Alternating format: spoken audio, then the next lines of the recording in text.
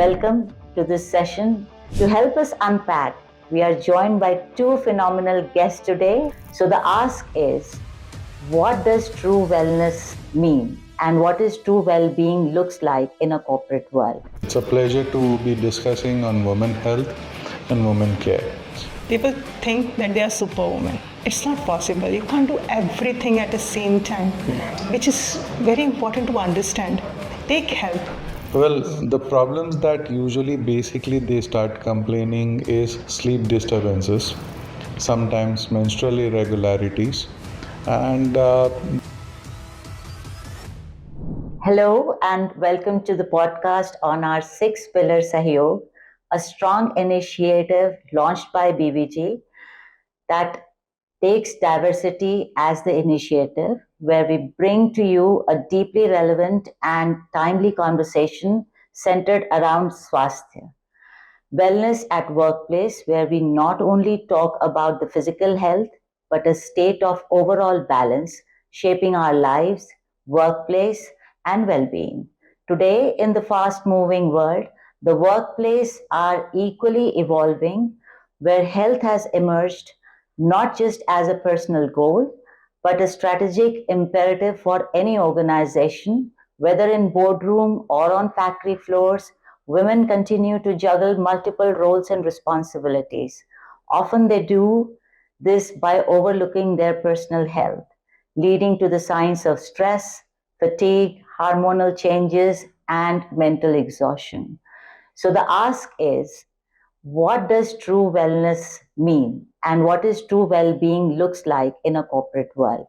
How do we support the unique healthcare needs of our workforce, especially women? As at BVG, our majority workforce is blue collar to semi white collar people.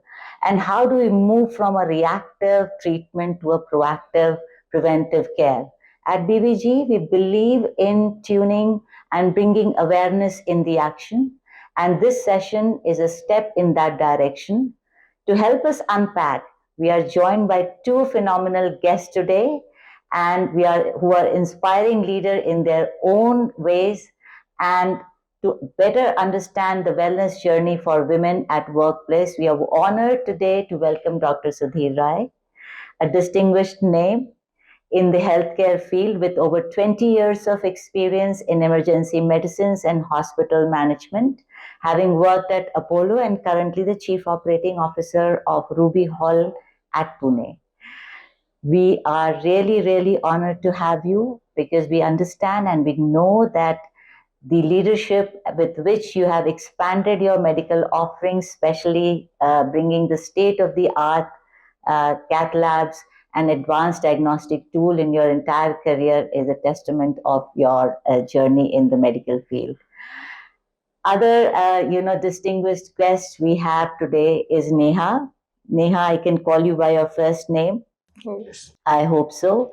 And Neha is, an industry veteran in professional talent management, over 16 years of experience, serving as director of employer brand at Pattern, where she has led talent acquisition efforts, growing the company from a small team of 25 to over 400 employees across domains such as engineering and brand management.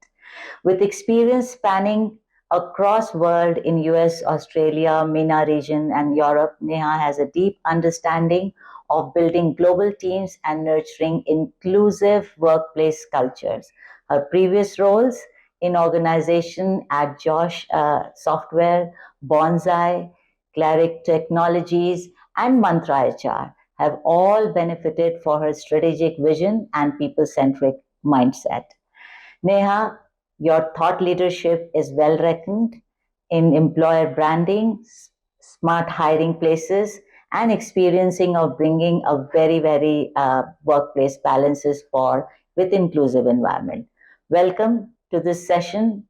And now allow me, Dr. Rai, to address you first. My first question to you will be, Dr. Rai, in your experience, what are some of the most common health issues that working women face today? And also, just an add-in to that, when should a woman begin healthcare routine screening such as health, thyroid function and bone density. Over to you. Good morning, Rupal. Thank you for having me. It's a pleasure to be discussing on women health and women care. Well, the problems that usually basically they start complaining is sleep disturbances, sometimes menstrual irregularities, and gradually they have other complaints which will be like fatigue. They start having hair loss, which they just sideline it. But basically, I feel per se, if they start from the early 30s to start getting themselves checked and understand that they're having these kind of difficulties, if they're taken care of early, understood early, it would help them to take care of it better. Thank you so much. Very rightly said. Yes, the health starts as early as possible, right? And especially in today's, world where, they have to balance home and workplace. The earliest is the better. Neha, I will come back to you. In your leadership experiences across organization, what initiatives and touch points have you seen truly making a difference in supporting women wellness at workplace? Thank you so much, Rupal, for inviting us. This topic is very near to my heart because many companies talk about diversity and it just become a policy. When you make it a policy, you're just imposing it on employees. It has no real word, we can say, impact. Making awareness about the diversity is more important instead of just making policies. Awareness comes from talking to women as well as male as well. You can't just bifurcate that this thing is only for female, this thing is only for male. You are creating a distance over here, and which gives more stress than benefiting them. I'll like to share one example that most of the women have that imposter syndrome. They have worked so hard, they have been to that job because of their capabilities, but somebody comes and says this was a diversity job, you have got it because you are a female, which is very upsetting. And whatever you have done from last 10 years 20 years in your career, you feel like you have done nothing. You're getting it because just you're a female. As well as now people are having this tendency, I would blame it to few of the kind of environment TV serials and all. People think that they are superwoman. It's not possible. You can't do everything at the same time, which is very important to understand. Take help. Women feel ashamed in asking for help. They try to handle everything by their own. So this education need to be done. Then company can provide policies around it. So we have to understand, basically, make sure that people understand and then design the policy, not just on paper, implementable. No, you're so right. You touched upon imposter syndrome, and I do agree that when these things are threatened in the world, I wouldn't say it is always by men you get threatened, but I think it's the ecosystem that threatens you. And we do see in women, especially, either it is a very loud reaction or it is a very withdrawn reaction. You either withdraw completely and you are silenced, or you impose so much that you go out of the way to emphasize that, hey, I am someone. Yeah, you see those, and very rightly you mentioned about that uh, when the policy is designed, it needs to be an inclusive policy, not a very uh, it should be a policy which is gender neutral, but it makes everyone respected, whether it is women or men. Very rightly said. Coming to you, Dr. Ray, once again, many of our listeners, and it is more a gender neutral question, they work long hours on desk. There are a lot of desk roles when we see on the payroll side, people are, or in the account section. Many are those back end support function jobs, legal departments, they have most of that. What are the health risks that are linked to such work styles? And what are the early signs that go unnoticed by these people?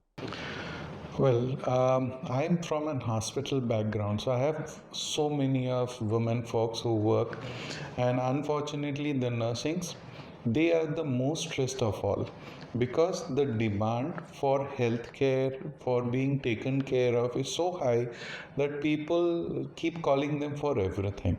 So the immediate, whether it's a desktop or something like this, immediate thing is the work stress which they carry home.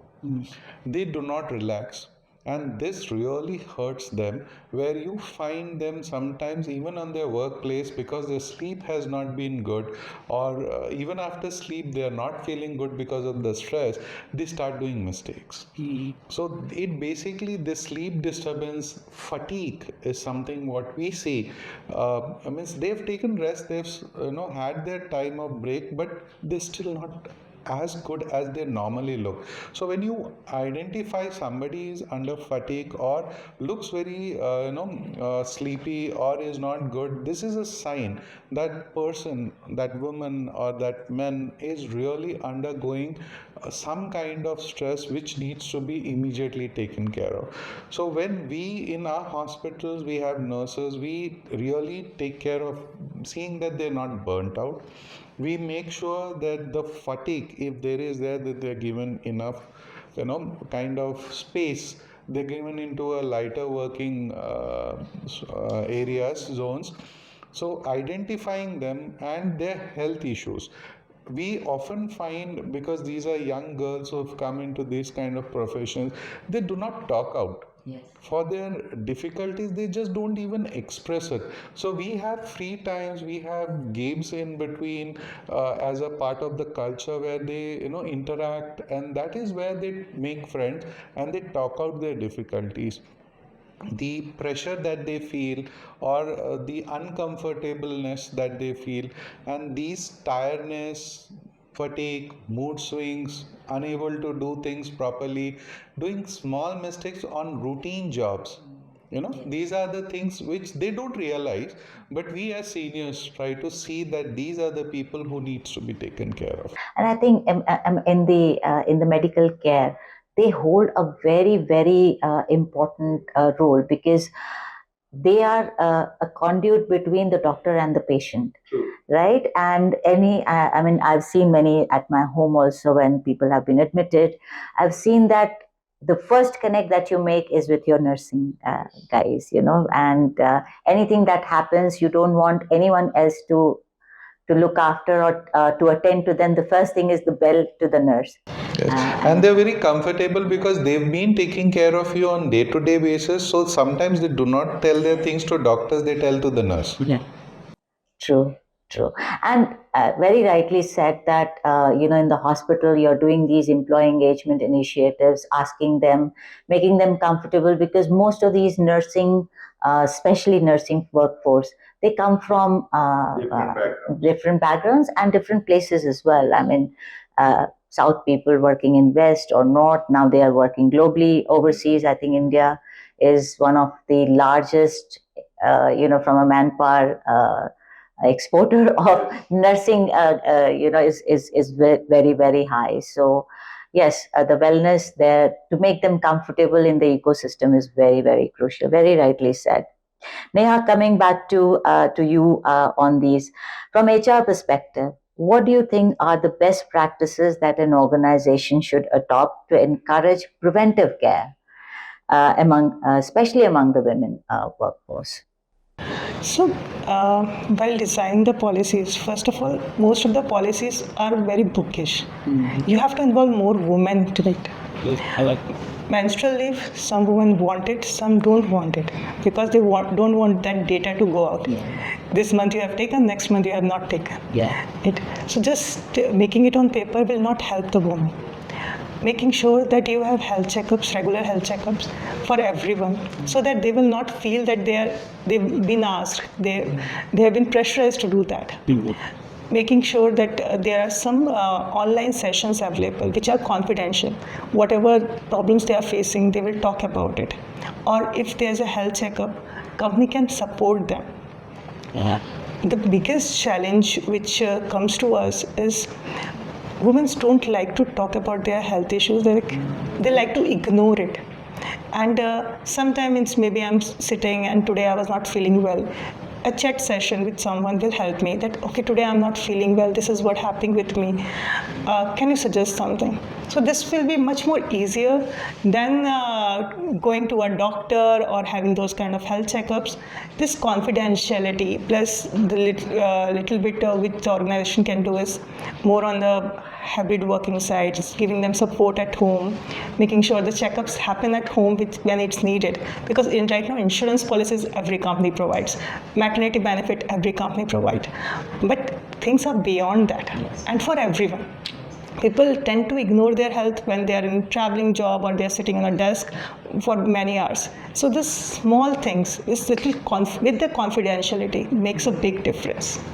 Yeah, and you touched about these menstruation cycle, and a lot of organization today are coming up with supportive measures. Now, as you rightly said, it should not be a bookish or something as a policy which you want to make it to let the world know. Do you think that adaptability of such policies are very forthcoming by the women today? Or is it more like you need to make an awareness for these policies? Where does it strike balance? So when we say it's a menstrual leave, okay, as I said, women are not that comfortable. Okay? If because her manager will come to know that last month this person has taken leave on this day, next month she might take the next day. So I had a discussion about it with many people, and they don't feel that connect with this word. You have wellness leave, and that should be distributed to everyone. It should not be only related with the woman.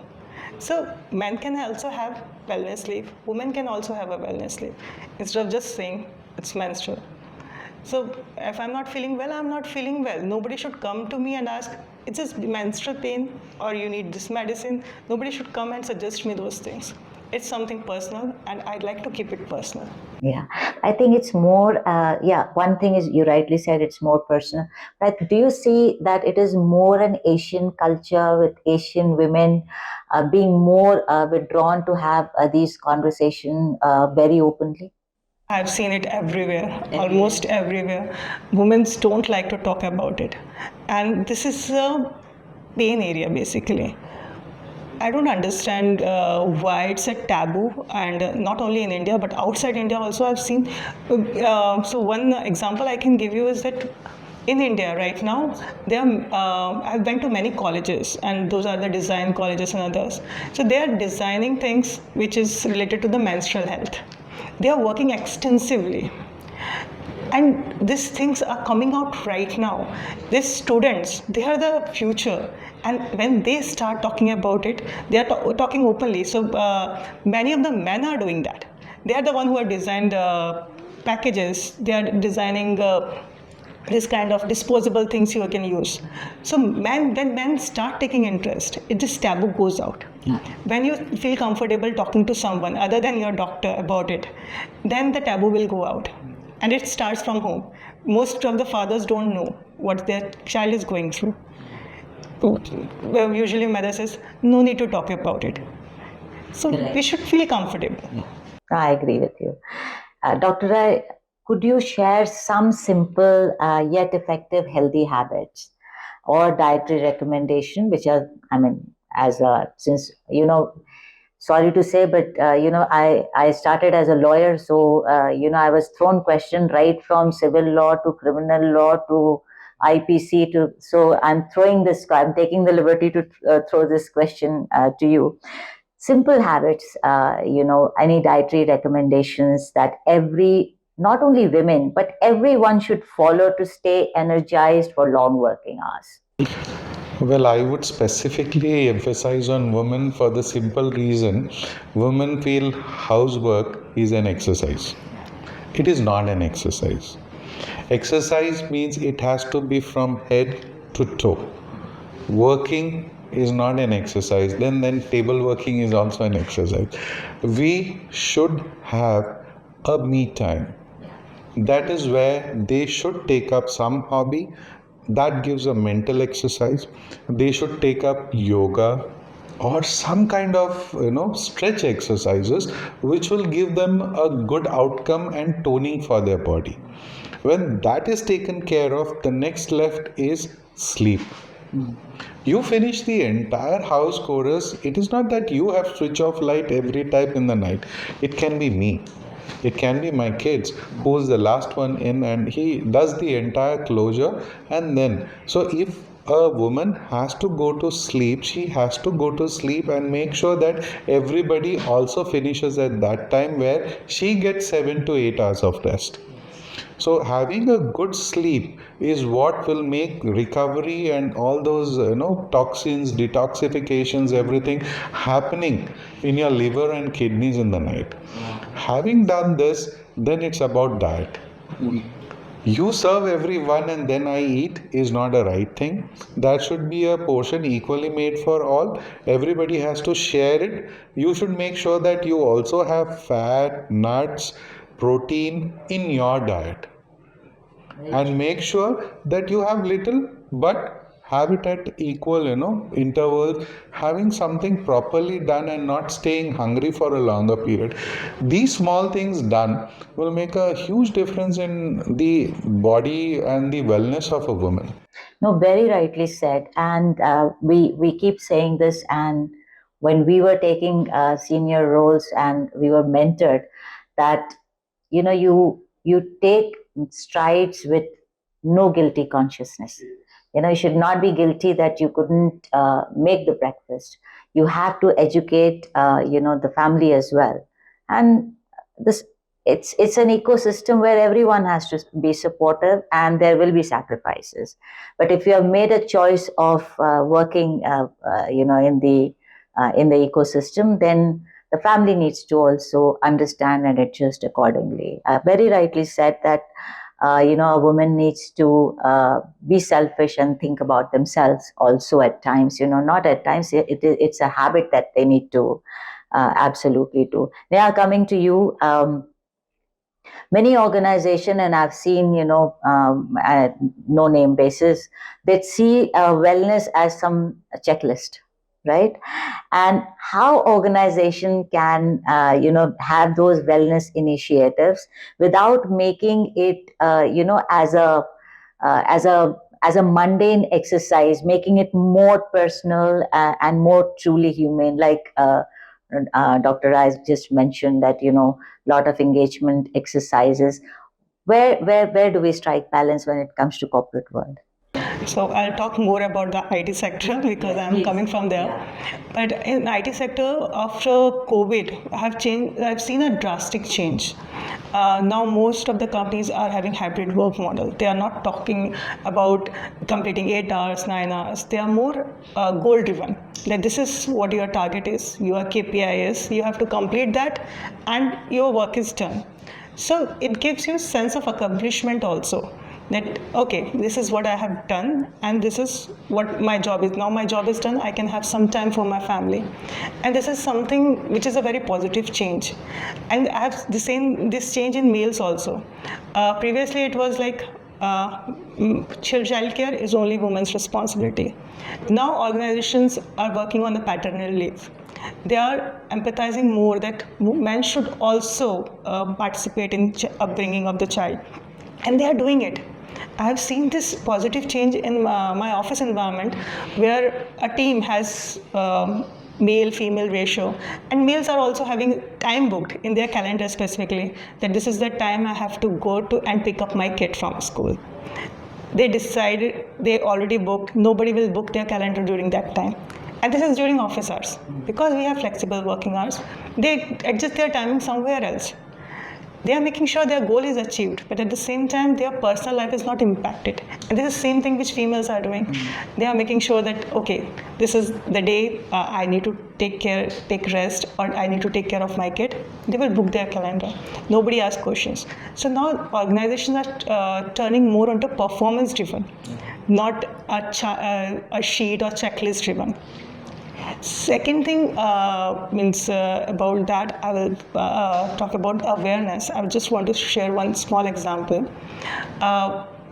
This is, I don't want to take the name or anything, but this is happened during an interview. There's somebody who was a fantastic developer. Everything happened at the last when normally we talk about the family and what you are doing. This person told me that, okay, my father is doing that, my brother is doing that.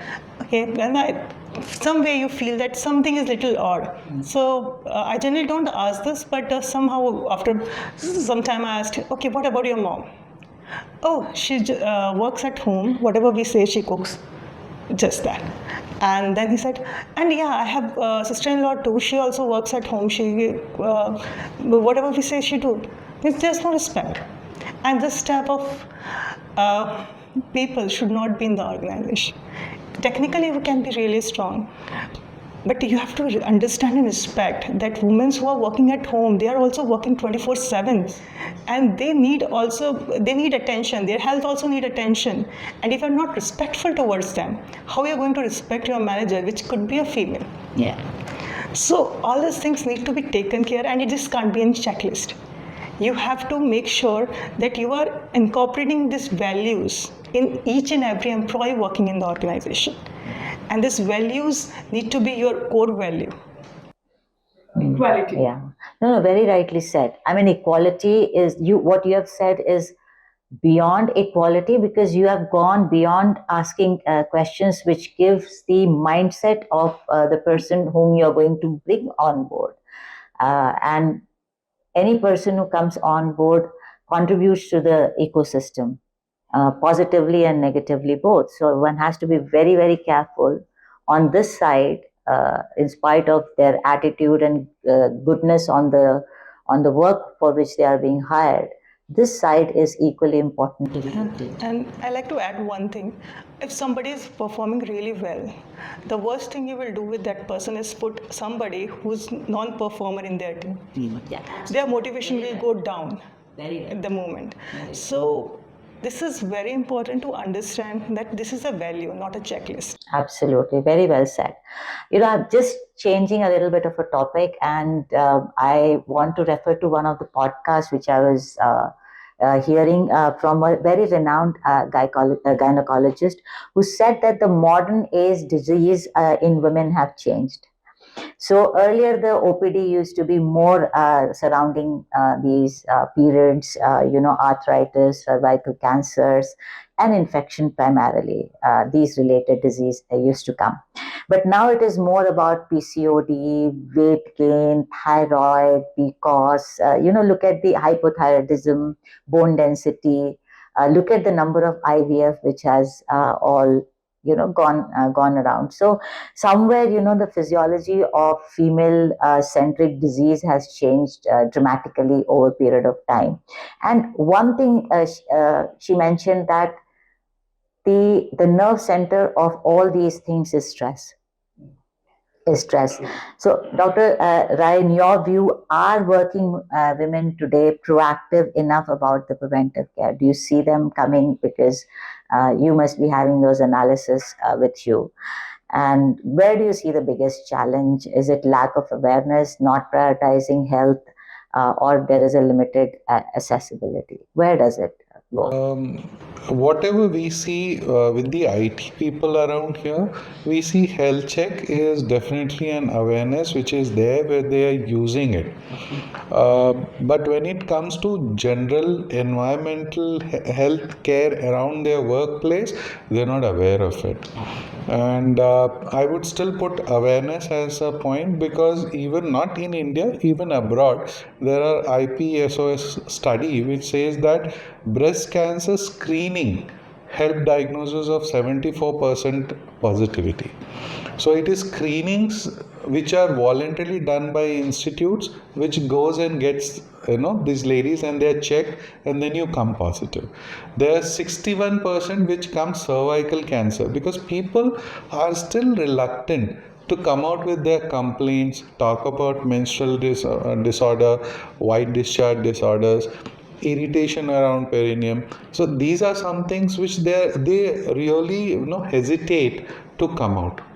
That is where they quiet out, and even in the rural populations, they're very secluded with their complaints. They would probably talk to their, colleagues or friends, but not which much to come out to the doctor, show off, or they have to tell their husband who will pick them up to the doctor. So they do not mention these things. That is where awareness, and sometimes it's even cost effectiveness. They are probably not affording it to get a health check done. So government is definitely working on various Pradhan Mantri Yojana awareness. There are so many screening and wellness that has been pushed by national health authorities. This is definitely helping with awareness and affordability being taken care of. So I would still position awareness and affordability as the two major causes for health problems in women. Yeah, thank you so much. Neha, what will you see that it should be in your entire career, not where you're currently working, but your entire span of experience? What is your vision for a workplace wellness, especially when it comes to women? So I would say, frankly, women don't need a different workspace. They just need safety and a listening ear. Okay? If you provide safety to everyone, okay, it should be your main goal that your employees should be safe. They should be listened. These two things, if you are having, you don't need to prepare anything else. And if you make sure that people are taking breaks. So I'll give you one funny example. I had some job which I need to complete on Friday. Being that day, I had some electricity issue or something, and I thought that okay, I'll do it tomorrow. On Saturday, I sent a mail. That was the data need to be sent on Friday. Not necessary. I could have done it on Monday, but it was my feeling that I should complete it. I sent a mail. And I got a response from my manager saying, "Why you're working on Saturday?" And I responded him, "Why you're checking your emails on Saturday?" Saturday. So this things makes you smile as well as you feel comfortable. That he's saying that you could have done it on Monday. I understand that you're working on these things, and this could have been done on Monday. Why you want to do it on Saturday morning? And if you are doing it, your team will start doing it. So his way of educating me was a very simple email, but it made me more comfortable, more outspoken, and now if I'm facing any challenge, I can go and speak with him that this is going to take time. And they understand. But the first part is you have to start doing it. You have to speak out. You have to listen. And this thing is which is missing in many environment. No, we have one of our clients where we are serving, we're providing FM, and the first thing we were asked in every washroom, in the female washroom, at various other places, it was in the female washroom, and generally in the common area, there was a poster, which a small poster of frame, which was put across that if you feel anything to speak about, whether it is your health, your mental stress, or any problem, there was a dedicated number on which you call. Then and you don't need to take your name. It will be totally personal, private. And when I saw that, I felt that we need to bring it to our organization as well. These are small, impactful initiatives that go a long way in perfecting the organization and wellness culture as well. Definitely a very good idea.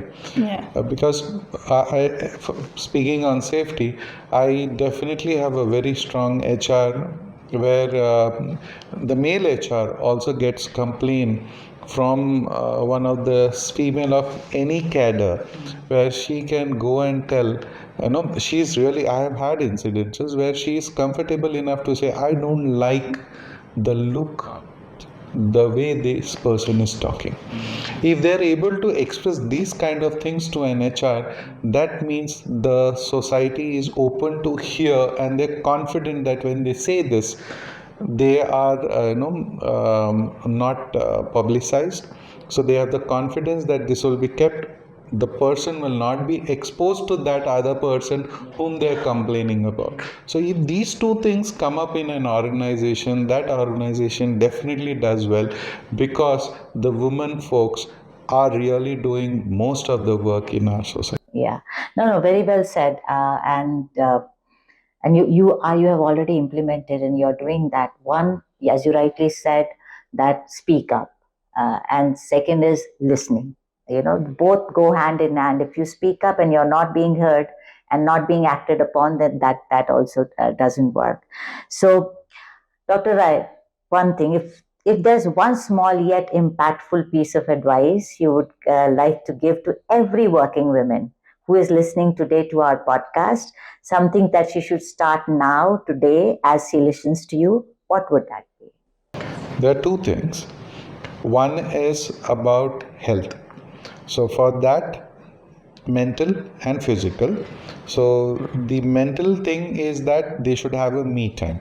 I've told this before, but having me time, having an hobby, and just sitting somewhere and sipping a cup of coffee on yourself, thinking back what has happened in the day or what I'm going to do today, is what they should do, and many of them do not do. And the second thing is exercise. Work is not an exercise. You have to have exercise in terms of doing something which will give you mental check. And second thing is physical yoga, meditation, where you understand something is wrong physically in you, go back to a doctor. Excellent. Thank you so very much. Very, very rightly said. Neha, what one mindset shift, or a practical tip you would offer to a woman who are striving to balance between their ambition and their overall well-being? In simple words, we are not superwoman. Okay, we are not responsible for everything. If you need help, ask for it. It's very challenging for a woman to ask help, and this is what makes a difference. If you see a man, if they are not able to do something, they will ask for help. They will have a house help. Somebody will do that. But in women's case, why should somebody else cook food for my children? It's okay. You are working 9 to 7 as well. You are working 9 hours. You need rest. Even in office calendars, book some time for yourself. Some thinking time can be booked. So when you are feeling stressed, go for a walk. A simple walk or a coffee with your colleague will make change. Speak about it. If you are not speaking about, or if you are not taking breaks, it will be a challenging time for you. And more, as Dr. Directly said, it's more about taking break, taking me time. And if you are not doing it, even in the office, if you are not doing it, it will create challenge for you. You will get stuck to one thing. So I can talk about myself. Somebody asked me the same question, and I said that I try to keep at least 10 minutes between the two meetings, and during that time, I will either have my playlist on and I will just listen to one of the music and then go, and then I'm energized. Okay, whatever happened in the last meeting, it's okay. Let's be more focused in the next meeting. So I do that small thing. That keeps me going, in the because we do long hours. So these breaks, I truly believe that these breaks are very important. Where you rightly said, a bit of a me time, and then actually it works wonders on you. It works wonders because you're more rejuvenated to face the next meeting or to do whatever you want to do next. It is. Dr. Rai, Neha, thank you so very much for joining us today and for sharing your thoughtful and actionable insight. Our conversation today really highlighted a powerful truth. Wellness is not a luxury, it is a necessity. It's not just the personal choice, it's the professional responsibility, and it's the priority which we all must champion. At BVG, through initiatives like Sahyog, we are committed to nurturing healthcare and healthy workplaces where women feel safe, supported, and seen, physically, mentally, and emotionally. To every woman who is listening, your health is your strength. Prioritize it. As I said before, be selfish when it comes to your health as you are mothering the future. Do follow our next podcast, which will be more centered about specific health issues. Till then, stay strong, stay centered, and above all, stay well. Thank you so very much for patient hearing. Thank you so much for both of you for being here with us today. Thank you.